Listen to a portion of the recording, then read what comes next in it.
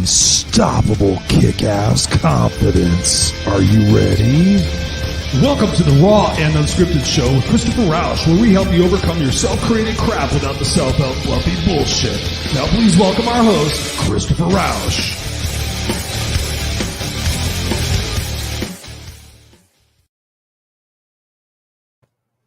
And please welcome our host, Christopher Rausch. What's up, ladies and gentlemen, boys and girls? It is Christopher Rausch, your No Excuses coach, and we are back here for another episode of the Raw and Unscripted show with yours truly, Christopher Rausch, the place where I help you overcome your self-created crap without the self-help fluffy bullshit. Thank you guys for being here, whether you're live or on the replay. Thank you, thank you, thank you.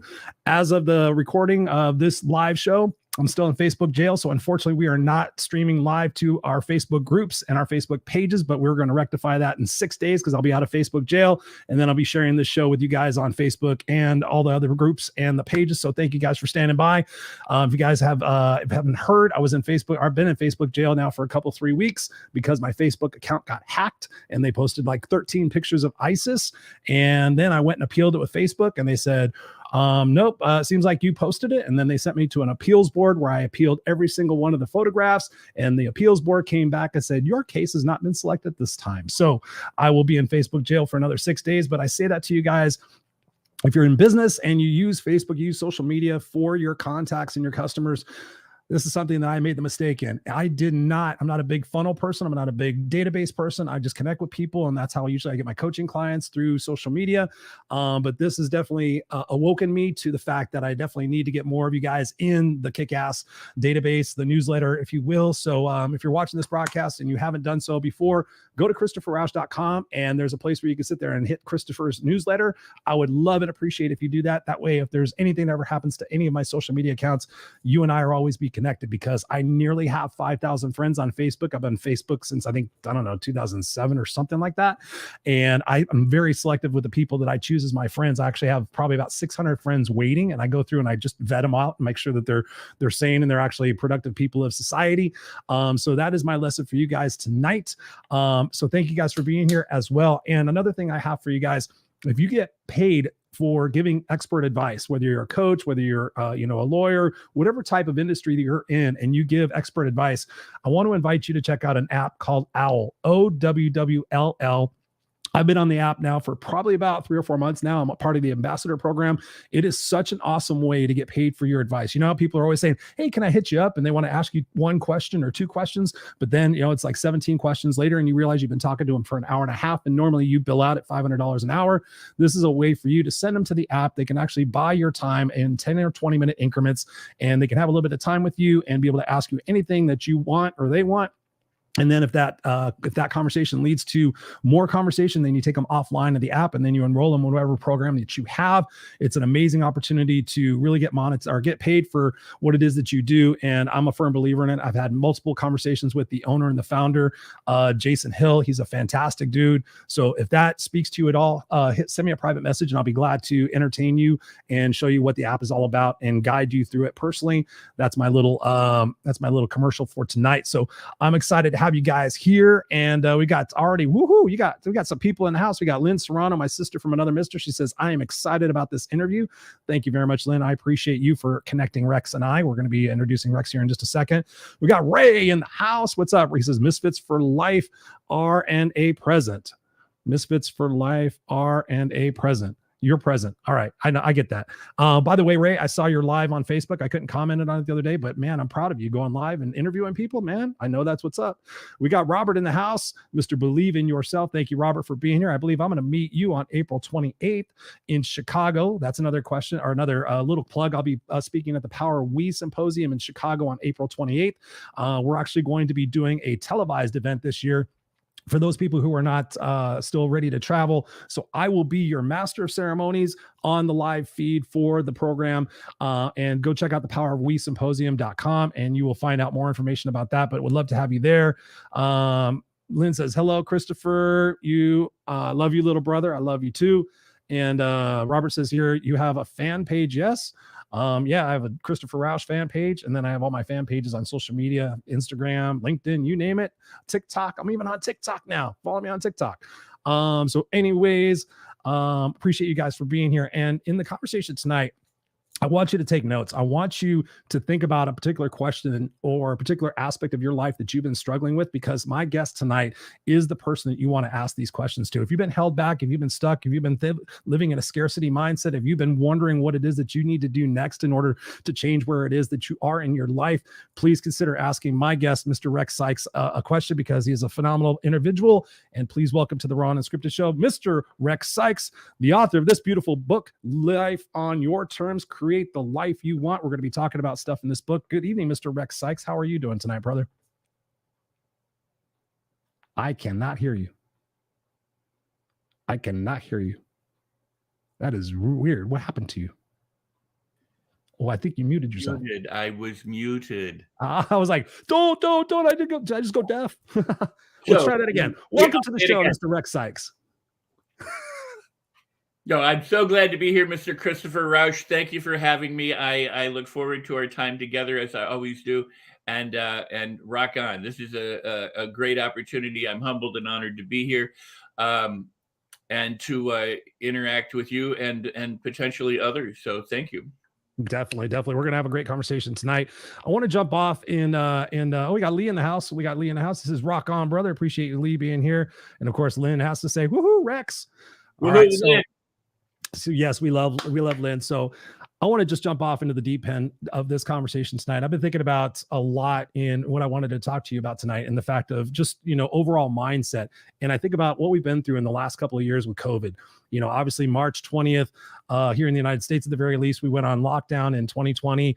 And what we thought was a return to normalcy. After just that, we realized that it wasn't, because it's been now 2 years later, and we're still dealing with a lot of the effects of COVID and a lot of the other effects in society. We've had the murder of George Floyd. We got the stuff going on in the Ukraine. We've had presidential elections and things here. There's been a lot of turmoil. There's been the cancel culture. There's been the Will Smith slap. People are struggling, and they're just, they don't know where to look or turn, and they're losing faith in humanity, and they're losing faith in themselves. Talk to us about what COVID has meant for you in your growth and your introspection about humanity. Let's jump off right there. Wow, you sure you want to ask me that question? Yes, I do. Of course I do. It's been an incredible gift. It's been an awesome opportunity. Jesus, whether you believe in Jesus or not, and I personally, I don't care what people's choices are, but I like to quote the Bible, or I quote all scriptures, but there's some remarkable points to be made from the words of the Bible. And one is, he said, you'll have poor always. There will always be problems. There will always be sickness. He didn't heal everybody. The world didn't end with everyone being in utopia. It was like the miracles that I do, greater miracles will you do. And it seems that the greatest miracle is to be still and know, as he said, that I am God, which means that you are God, not just that he is or was or any of that stuff, but that you're a creator of your experience. You're an attractor of all things. You are as powerful as gravity. When you think about it, gravity exerts a pull on you, but you, once pulled, push down on the planet. So you are a force to be reckoned with, and most people don't live that way. They live as accidents. They live haphazardly. They lived, as Napoleon Hill described, as drifting. They don't, unless you come into your own power and recognize who you are and what you absolutely are able to accomplish, whether you do or not will be up to you. But what we as people, as a consciousness on the planet, are just infinite potentials and just waiting to express ourselves with creativity and power and creation. And only a few do. Like 97% of the population never go there. It's truly an amazing thing. And the reason they don't is because pretty much they've been convinced that they can't. It's not possible, that you have to live the way you live, or you have to think the way you think. And until you change your thoughts and your thinking and say, you know what, I was about 25 years old, and I realized one day that I had this gift called life. Whether I was put here, whether I evolved here, whether I accidented here, whether I came from aliens, it didn't matter. But I was on this planet, and I realized that the planet was then in my care.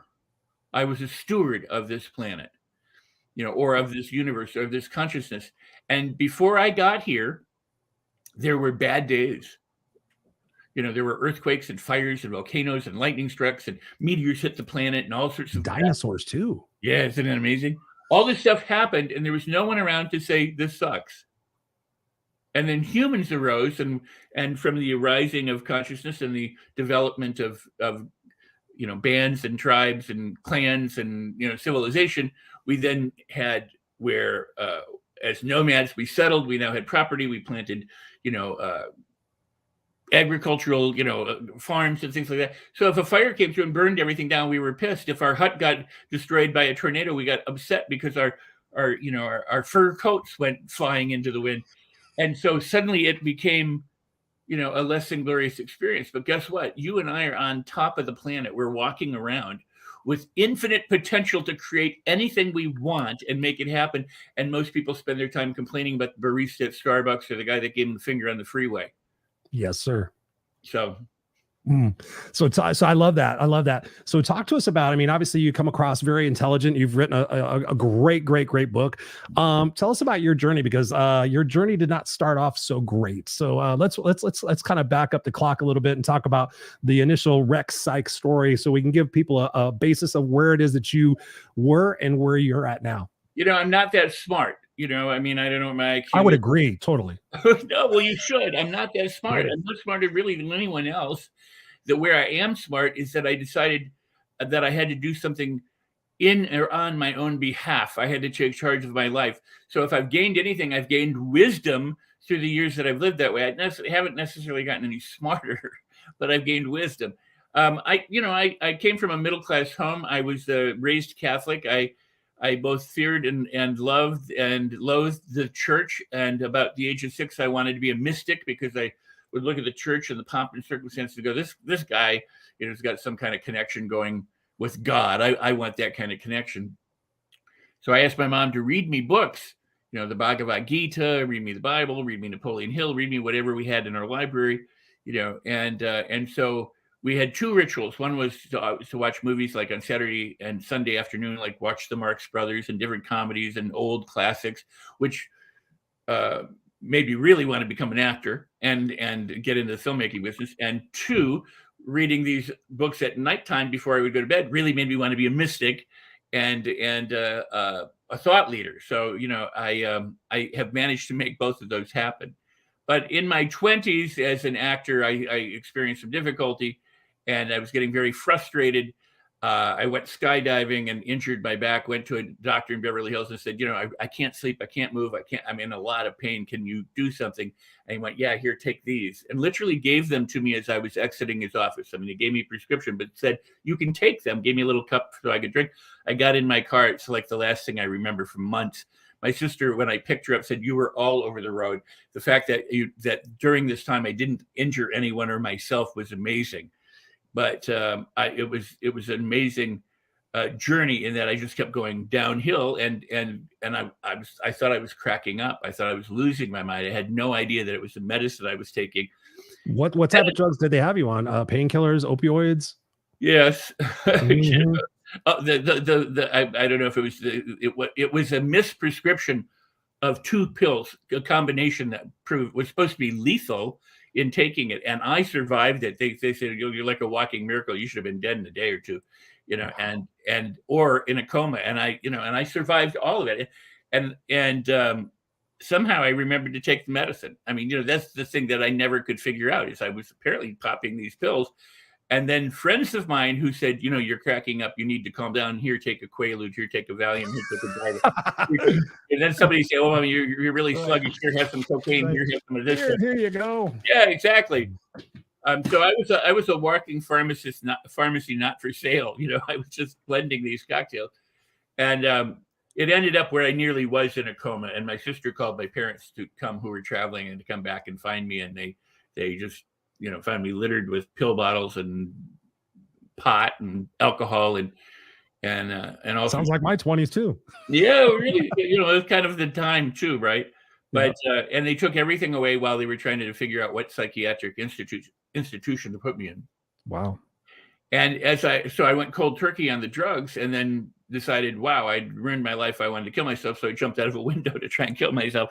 And I failed at killing myself. I literally went 2 stories down, landed on grass. It wasn't cement, or I probably would be dead, but I landed, in a yard, and but straight on my head, fell over, and I was like, shit, right? I mean, I can't even kill myself. I ran back around to go upstairs, and I had locked myself out of the apartment. I couldn't get back in. I'm trying to break down the door, and everybody stops me. And at that point, I realized, boy, I need something. Mm-hmm. Well, it took me a long time to get there, but eventually, a few months later, through a lot of just agony and whatever, I decided I would lock myself in my apartment and stay inside my apartment. I write about it in the book. I tell you, so I'll cut. Oh, yeah, tell us about it, because I think that's important. And also, I want to just tell everybody, when you read the book, you're going to find out about there was a cat in the tree. You scared me about the cat. You scared me about the cat, dude. I was like, no, but the cat. Don't kill Wendy's cat, right? Yeah. Yeah, it's amazing. I locked myself in my apartment for 6 weeks or more, and I committed to sitting in a chair. I would get up to eat, get some food, or I would go down to the local market to get some food and come back. But essentially, I lived in an Easy Boy recliner for more than 6 weeks, where I would just go inside. I would like hypnotize myself. I would meditate. I would affirm. I would visualize. I would do everything I could to try and feel better. And during the process, I was sitting there, and I write about it in the book, but I would go like, why did this have to happen to me? Why am I such an idiot? How come this happened? Why did I lose my girlfriend? How come my career, nobody will talk to me? What the hell is going on? And about 3 or 4 weeks into it, it suddenly occurred to me that I didn't really care about any of that crap.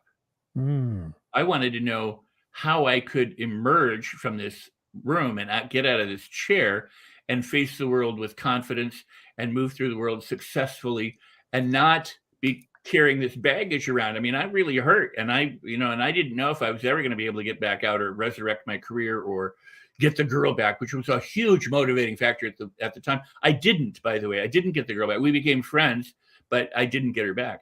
And, which was great. I'm glad I didn't get her back now. But I mean, at the time, but it literally, when I realized that I was asking the wrong kind of questions, I started to ask different questions. Instead of saying, how long is it going to take me to get out of this chair? I started saying, how soon can I make a difference in my life? How quickly can I discover myself, being confident? How easily am I going to go make friends again? How in how many different ways might I find or think or be creative about getting my career back, as opposed to just complaining and whining and blaming the world, myself, and everything in it about my circumstance. I started to think creatively, because people say, how long is this going to happen? Or how much is this going to cost me? And my question is, how much is it going to cost me not to do it? Exactly. Oh, Rex, I love that.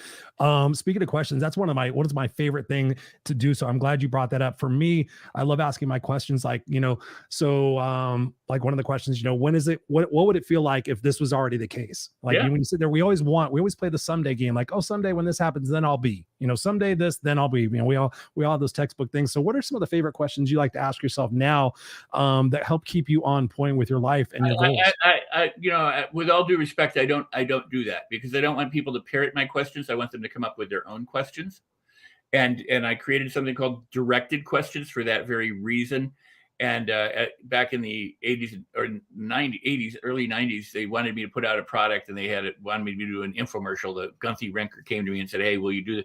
And I said, no. And while I did everything to make the product, I then pulled the plug on it, because I don't want to hand people little cards with questions on it, kind of thing.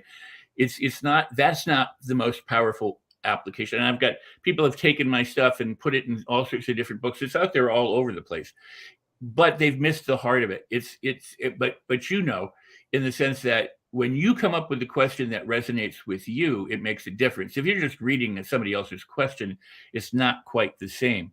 And so the best thing one can do for oneself is think in terms of Napoleon Hill for a second. You need a definite chief aim or purpose, something that you know that you want to do or accomplish, and you make it a white hot obsession. You become obsessed with it so that you develop the certainty that you're going to acquire it or make it happen, and then you persist until you get it done. It begins with your thinking. So if you think that way and you start to ask yourself questions around it, how do I make this happen? How can I make this happen? What will I discover? I'm known in many circles worldwide. I've got a very incredible reputation, so I'm pleased with for neurolinguistic programming. And one of the patterns that we've taught in NLP didn't originate with NLP. It originated thousands of years ago. It's just act as if principle, which is, and here's what so many people miss. They want to make their present state their future state. It's the other way future around. State, their present state, right? It's the other way around. You got to make the future state your present. Sunday game.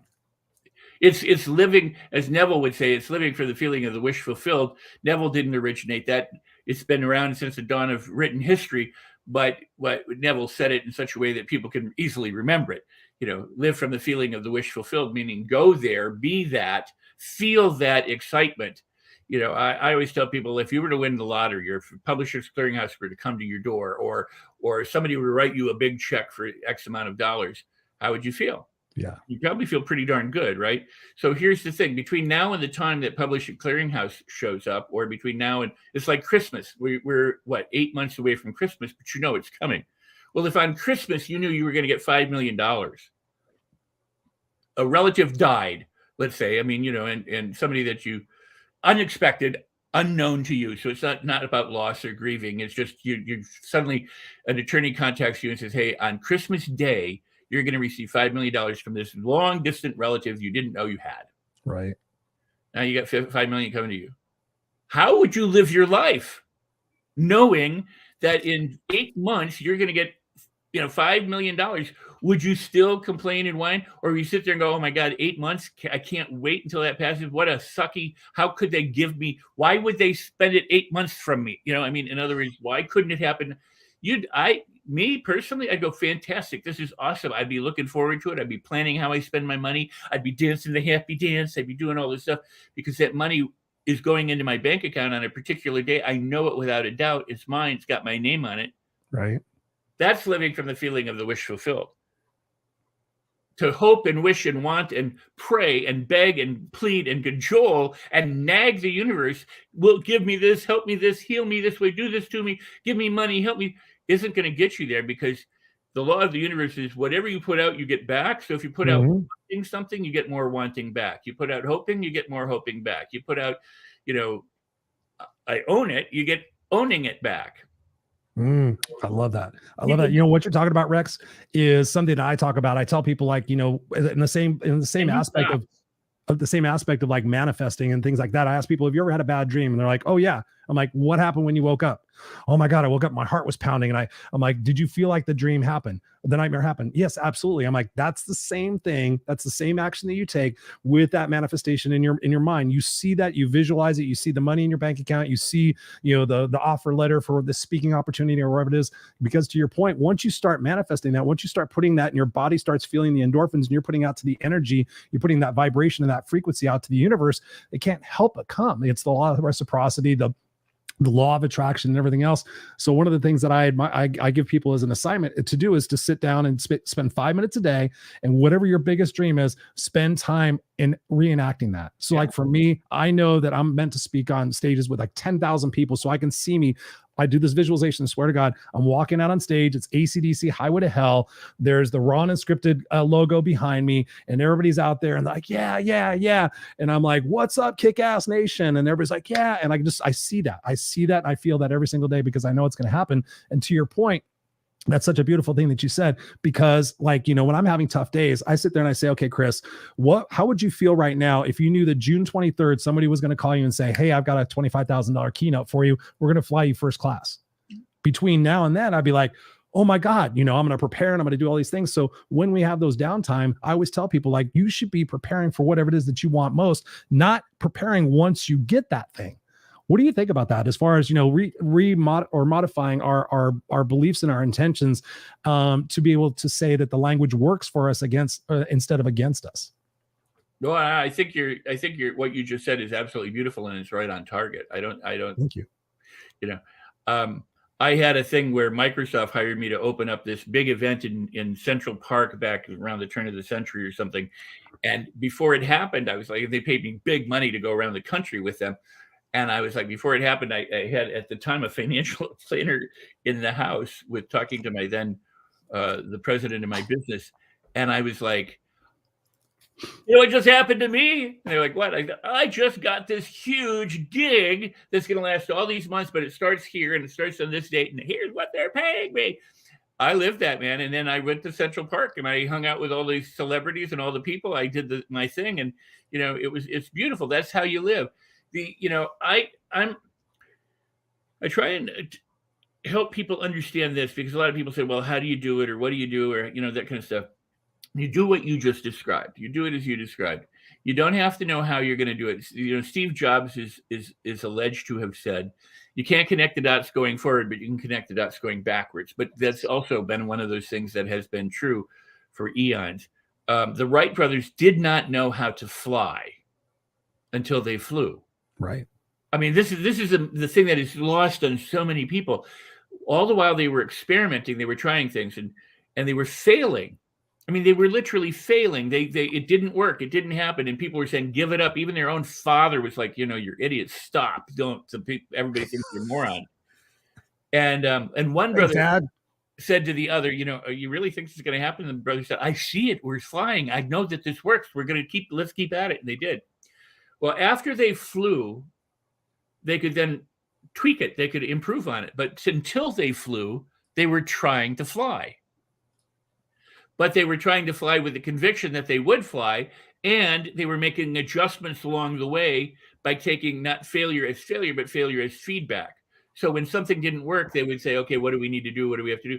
Now, they didn't circumvent gravity. They didn't, gravity didn't end and they just flew in the air. They had to understand and kind of haphazard into this principle of lift, that when you get to a certain speed with a certain, certain design to the wing and things like that, that the plane would take off. But until they had all those components together, it didn't happen. Then they got it together and they went, oh, cool, now we can improve on this. And guess what? We're at the outer edges of the universe as a result of what they did. So the living for the feeling of the wish fulfilled is to look back and connect the dots and reverse engineer how you got here by living it in your present, not as if it's some far off day, not as if it's Christmas or June 23rd, but as if it's right this moment. Because when you do that, you open up all sorts of channels for yourself within yourself. Your subconscious mind is billions, if not trillions of times more powerful than your conscious mind.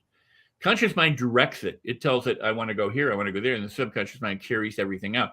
But what people don't understand is the subconscious mind is a very willing servant that only says yes. It never says no to you. But it says yes based on what it's learned. So if you've learned to be afraid, if you've learned to smoke, if you've learned to bite your fingernails, if you've learned to overeat, that's what it will keep you doing. And it works on a very interesting principle.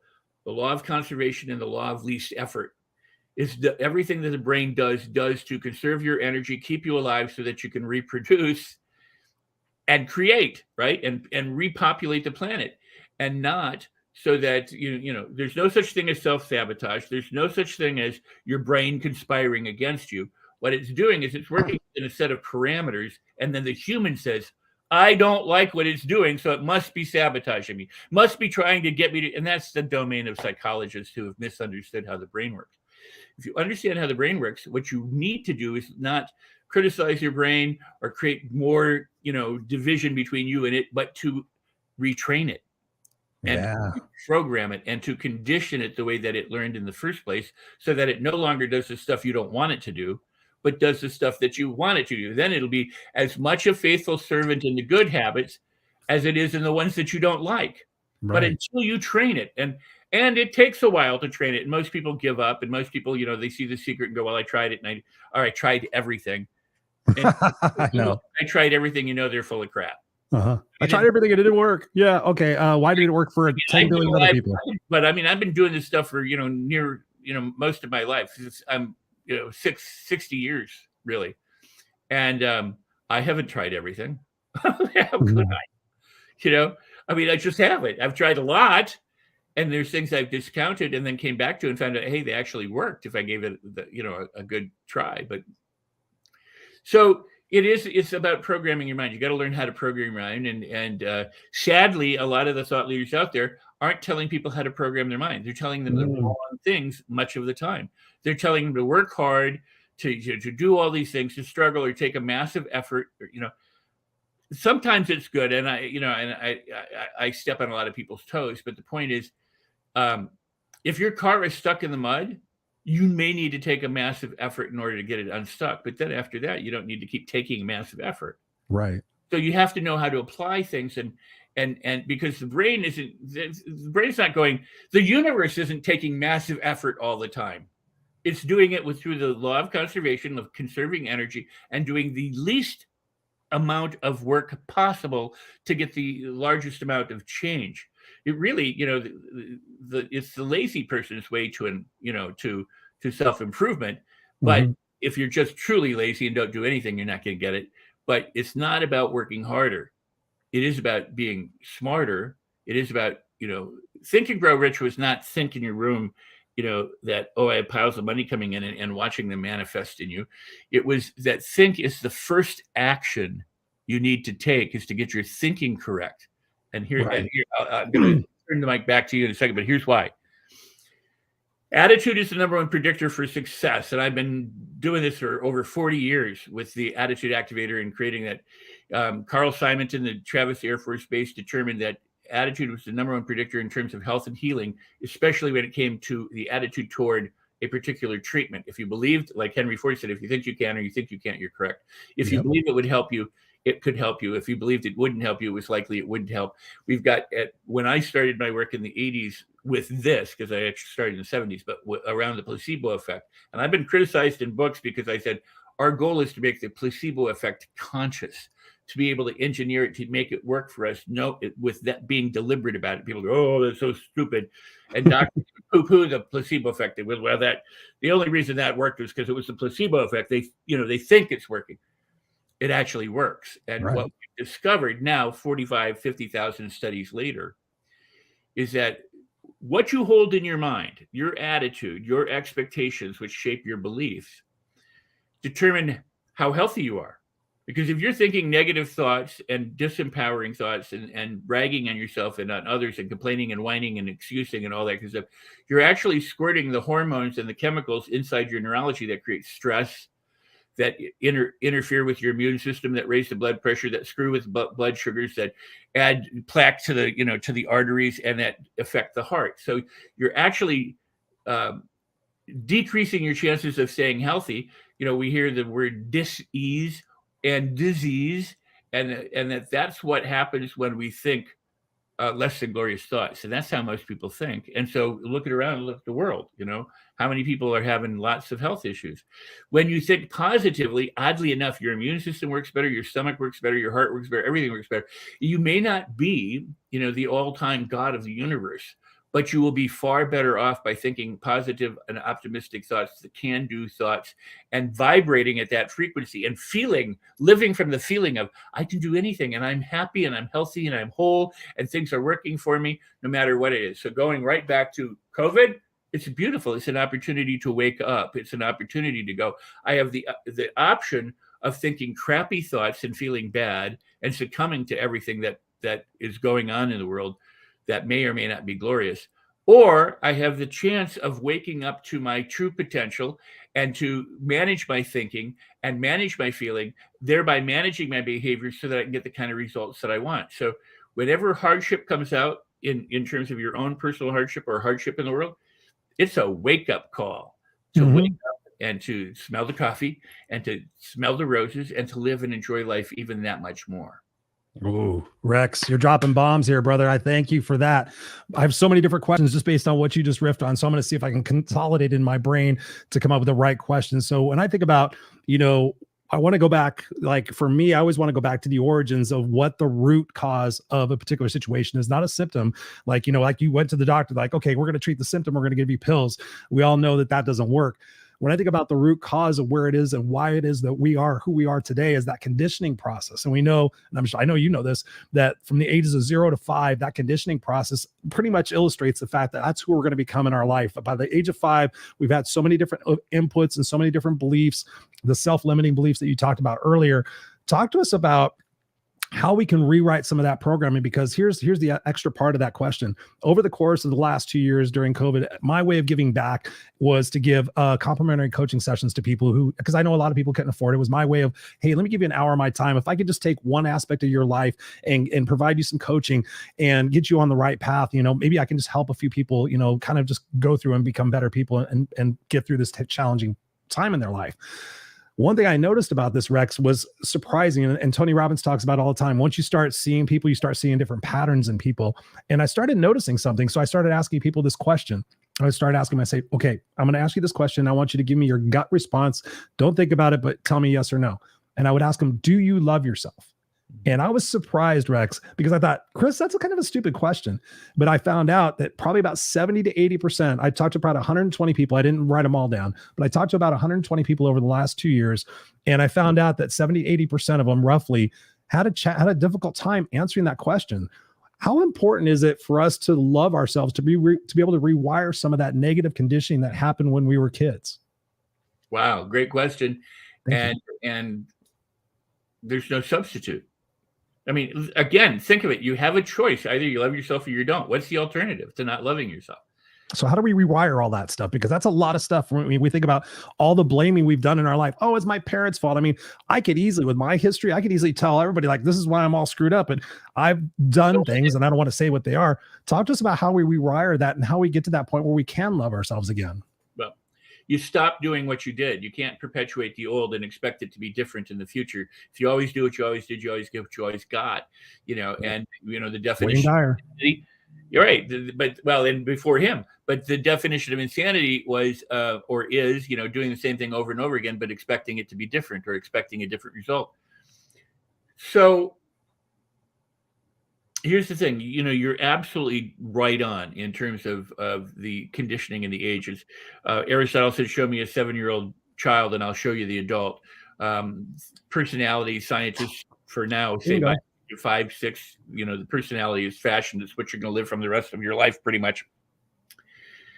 Between the ages of 0 and 2, we're primarily in delta brainwave waves. Then we're into theta brainwave, mostly in the theta brainwave states while learning. And then around the age of 7, which oddly enough, historically has always been like the age of accountability in evangelical, it's what Aristotle said. It's what, between 7 and 14, where boys would become men and women would become, girls would become women. So it's amazing how much people know and understood back then. Think about the chakra system. You start with, like reproduction and power, and then you go to, control, and then you go to the heart, and love, and then you go to communication, you go to intuition, you go to essentially enlightenment or oneness or bliss.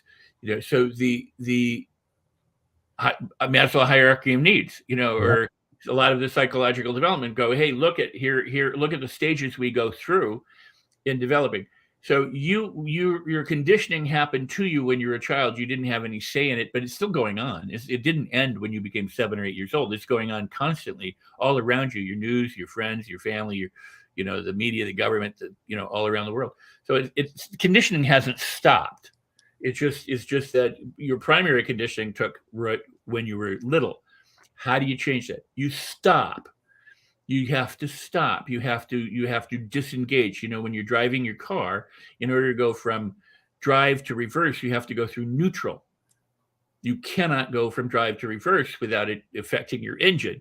You have to go to neutral. So the same thing is with people. You have to be able to recognize the pattern. How do you do that? You get a stop sign in life. You get a hardship, you get a trial, you get a tribulation, you get something that brings up your conditioning, and it'll come up all the time for you. You don't have to go look for it because it's there. It's coming up all the time. Somebody gives you the finger on the freeway and you go, that's your conditioning coming up. Yep. But that finger that somebody's giving you is the opportunity to stop and let it go, to recognize I don't have to respond the way I have all of my life when somebody gives me the finger. I learned this, when I was like 25, I started blowing kisses to people. Dangerously so. I was so enamored with the amount of power I had. I'd be driving on the LA freeway, somebody give me the finger, I go like that and watch them almost drive into the car. I know, huh? And I felt at the time, this glee of look at how I screwed that person. But then I was with my mom. I said, watch this, Mom. And the guy ran a red light and nearly got sandwiched, and I was like, oh, better pull back on this stuff. But that was his conditioning, why was this guy blowing a kiss to me, kind of thing. Right. I assume, I don't know, but the point is that you have to be able to. I tell people it's this way: there's dog shit and diamonds. There's dog shit and diamonds. That's the choice you're faced with every day. You got to choose one or the other, and whichever one you choose the dog shit, you get the disease, you get the stress, you get the fear, you get the hurt, you get the anger, you perpetuate your conditioning over and over and over again. You drag all those hurts and all those wounds and all those excuses and all those reasons and all those stories and all that stuff with you. It's as if you wore every piece of clothing you've ever had in your life and you dragged it around, and today you're wearing every piece of clothes you've had since you were born. You'd not be able to move. It's a great analogy. Yeah, you'd not be able to move. So what do? You have to divest yourself of that clothing and put on different clothing. So in my book, I talk about Elvis Presley's white sequin jumpsuit, right? Right. And people have to try things on. They go, well, that's not me. You go into a fitting room and you go, no. Or somebody will say, here, try this. And you put it on, you go, oh, no way, I can't wear that. Well, you could. You could if you just wore it. And the more you wear it, the more you'll get used to it. Now, some people may ridicule it, but other people might go, wow, that's really cool, or that's really brave, or that's really dashing, or that's really daring. And the more that you have that, the more it becomes you. People who peacock, and they wear all the fancy clothing and all the kind of stuff, who draw all this attention, they most likely didn't start out that way. Right. They weren't born like this. They had to develop it. Well, which tells you can do anything. You can learn to do anything. So the first thing is to become aware. On your dashboard of your car is an alert light that tells you, hey, this is wrong. There's oil pressure, your tire pressure is going, your engine needs servicing, something's happening, your door is open, the trunk is open, all that. Those are alerts. Well, so are the experiences in our life that are less than glorious, as well as glorious. But it's easier to notice a negative pattern in many ways than it is a positive pattern, because it hurts. And the reason it hurts is because you've been carrying it around. It's like an open wound that you keep putting salt in and going, well, but it's almost like a badge of honor. It's like a victimhood, a badge of honor. See, I've got all these things, Chris, Rex. I've got all these things. That's why I can't do these things. That's why I'm held back. Reasons and excuses are the biggest form of bullshit in the world. Nobody cares. First off, nobody really cares, and you shouldn't care. And if you're giving yourself reasons or excuses, then you're trying to con yourself. And at some point, you wake up. You don't notice the shoe if it fits. But if something happens and the shoe's too tight, then you notice it. Right. Well, that's what the world does. It gives us every opportunity to notice ourselves. When you mentioned COVID, the day we had lockdown, I gave away $1,000 program like that. Hundreds, scores of people, thousands of people got the program. But I can tell who's done the program. Mm-hmm.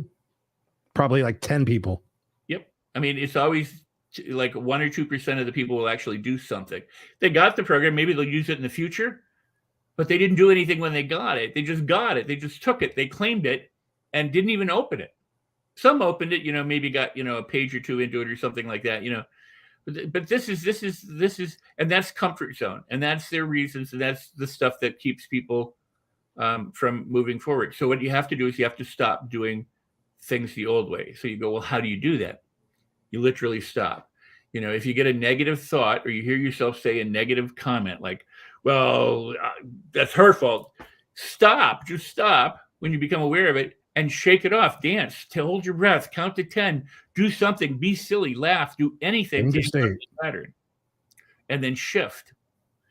I created this thing called the Attitude Activator, which is exactly what this does. It designs people to go from stuck to unstuck by recognizing when the triggers occur, to take that moment and then stop. It literally in the audio recording will say stop. Be different, because you have to stop, you have to pause, and then be different. If you can remember stop, drop, and roll, which is what they taught you if you're running out of a burning Van Dyke.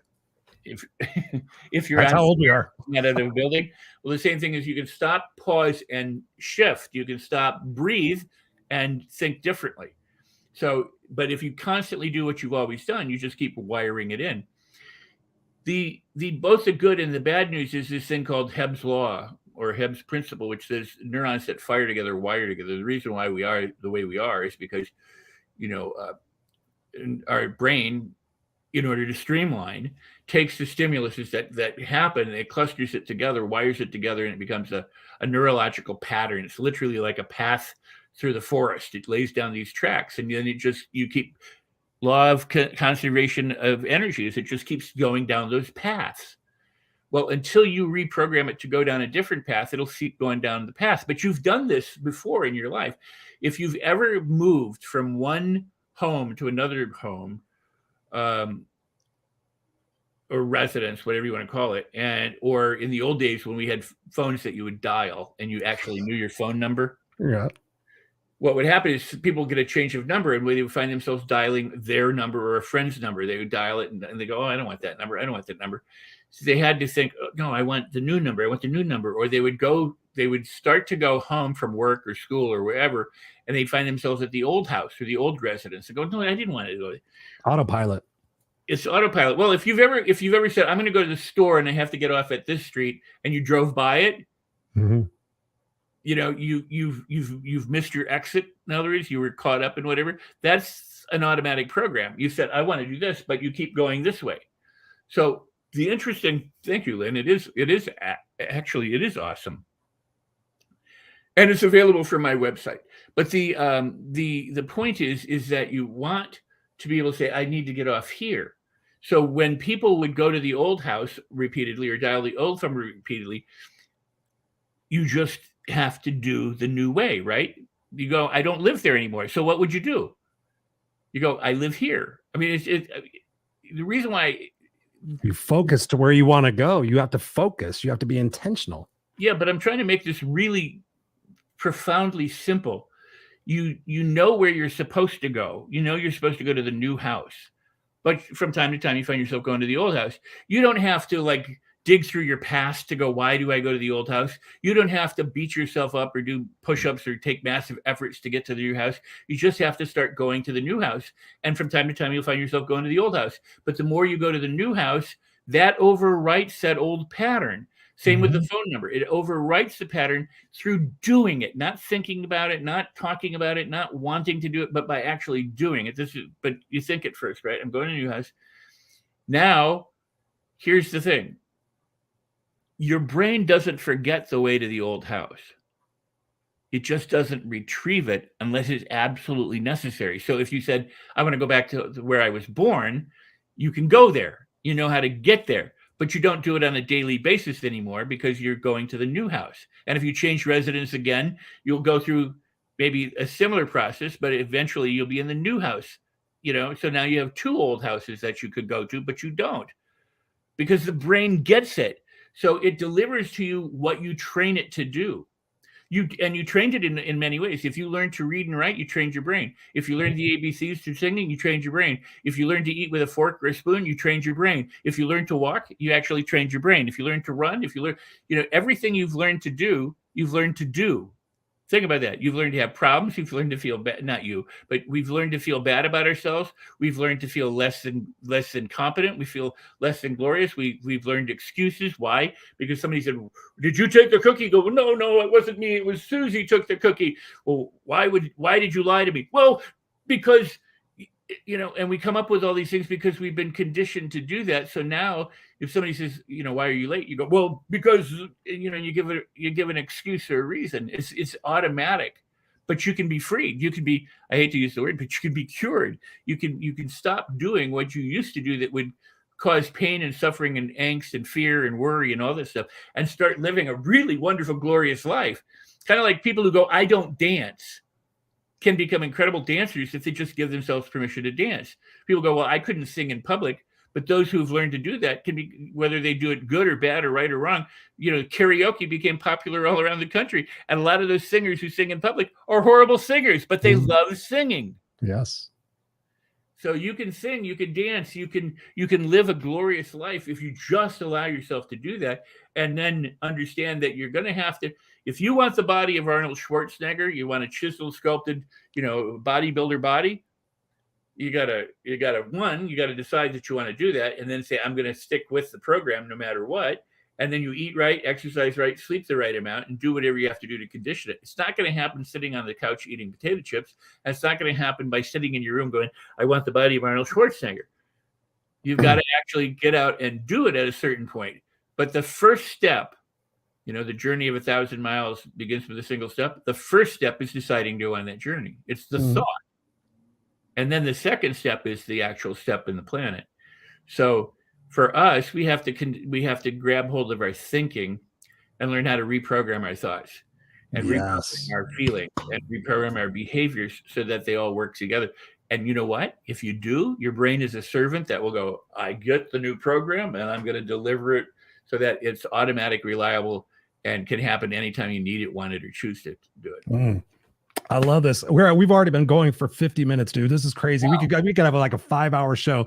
I want to ask you one other question. I want to talk a little bit about the book before we wrap up. We were talking about right now, one of the biggest excuses that I hear, and it goes back to that conditioning process. When, I think back when I was a kid, like, Christopher, did you do the best you could? Yeah. Okay, we'll do better next time. Number one, they never identify what our best is, and we never identify what better is. But that becomes one of the big top excuses in our life. Like, well, I did the best I could. Okay, what is your best? How do you know what your best is? So what in your perception, in your experience, Rex, how do we get people to really identify what their best is and how to exceed that?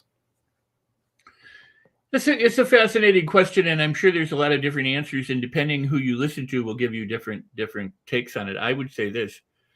If you are authentically yourself, where you fall in love with yourself and you know that you are worthy and you are deserving and you are on the planet for whatever reason, purpose that you want to assign to it, that you're pretty well doing your best, whether you're doing anything or not. Because best in terms of what? Best in terms of accomplishments, best in terms of going after a goal, best in terms of learning, best in terms of listening, best in terms of being a husband or a parent or a wife, or what I mean. In other words, it's one of those questions that's very hard to answer. Well, here's actually, I'll phrase it this way for you, because this is something that I know for me is like when I sit there and I said, oh, I've done the best I could.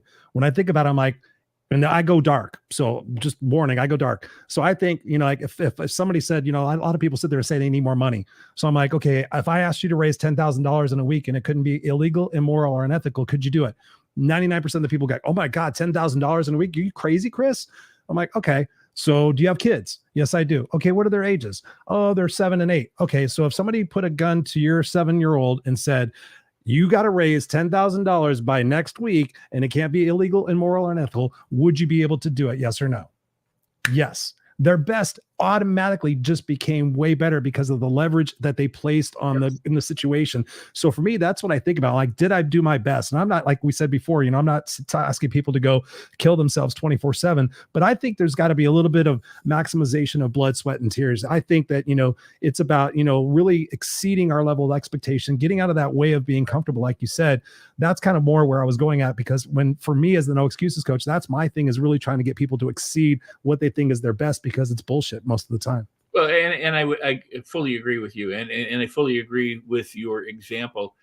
It is true that when the right set of circumstances is there, people will rise to the occasion in ways that they'd never even begun to think possible. Part of the problem with people is that they can't imagine what they can't imagine yet.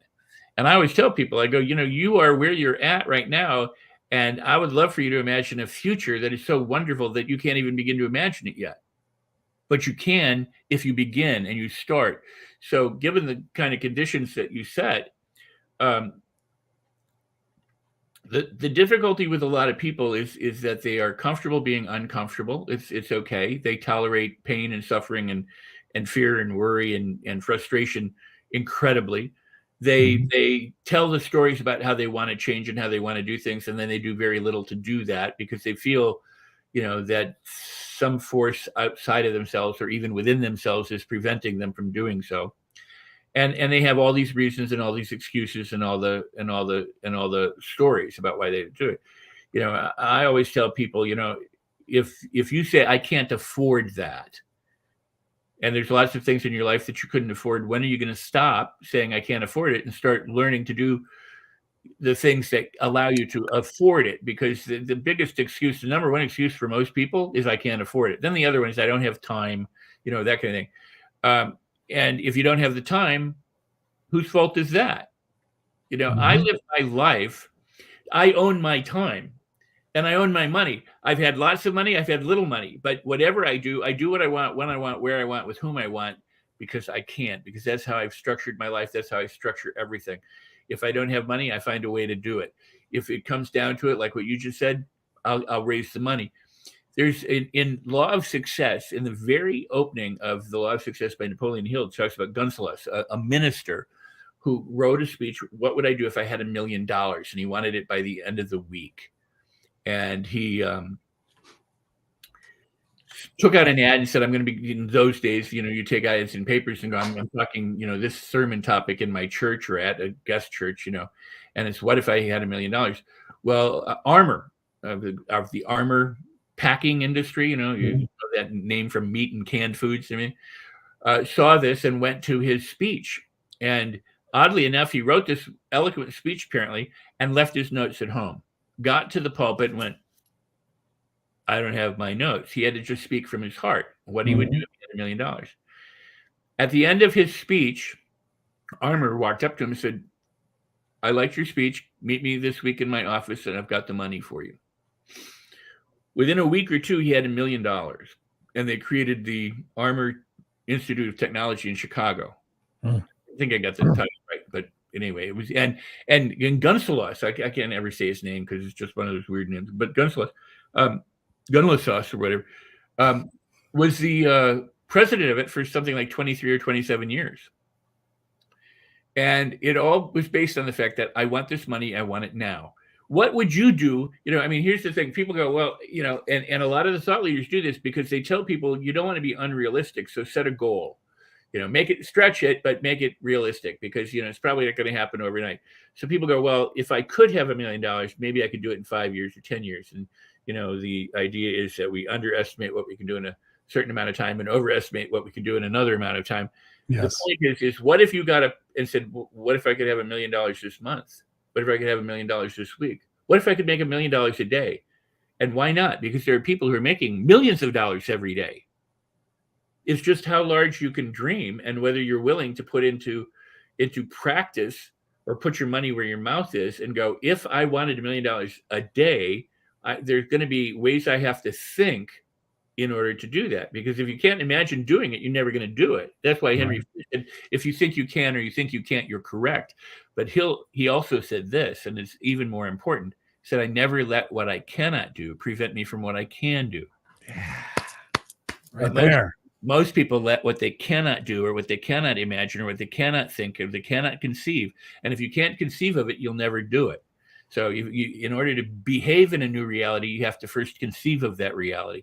And if they can't think their way there, because there's all these excuses and reasons and stories about how they're broken or wounded or otherwise, or how the world is a cruel place, or how God has not blessed them, or the government holds them back, or the billionaires are keeping them down, with all that stuff, they'll never do it. That's why 98% of the population never does anything. And you and I are here, we're trying to wake up, 1 or 2% of the 97 or 8%. I want to wake up 8 billion people. I'm here to go, hey, you know what, world? It is a glorious, wonderful place. My son came to me when he was 16 years old, said, you think the world's ending, Dad? And I said, why do you say that? He said, well, given what's going on in our time, the political climate and, all the catastrophes and this kind of stuff. I said, well, think about it this way. When 9/11 happened for the United States, it was the first really big event for domestic terrorism. It happens before, but for terrorism in our country. And 3,000 people died.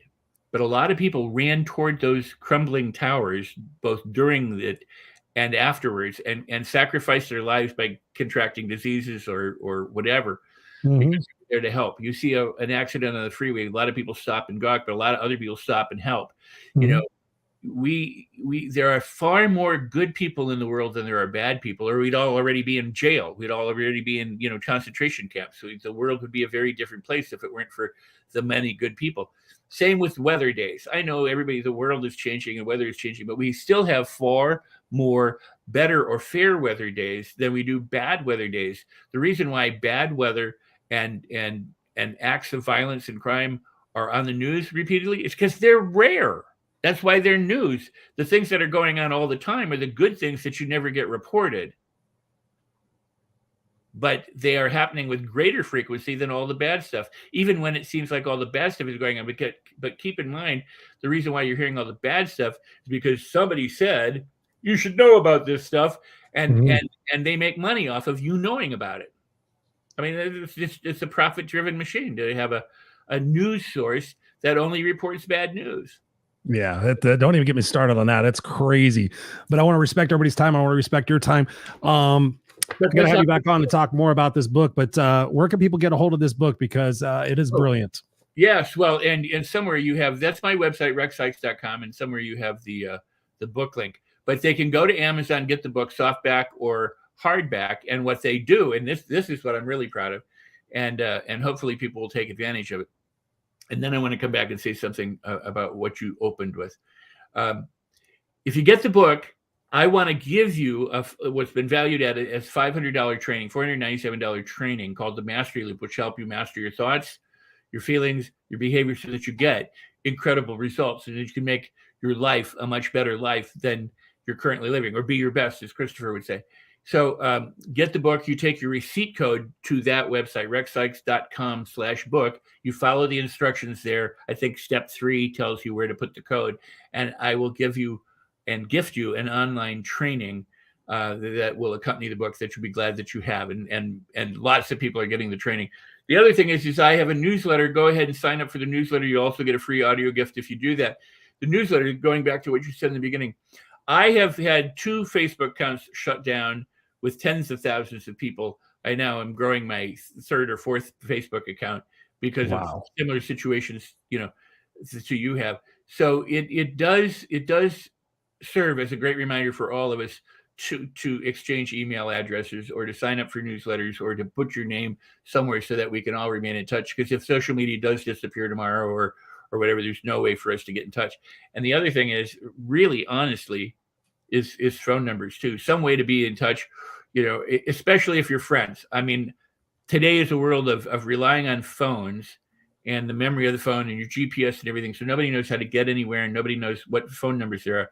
I've taken all my important family members and all that kind of stuff, and I put their numbers down in multiple places in journals.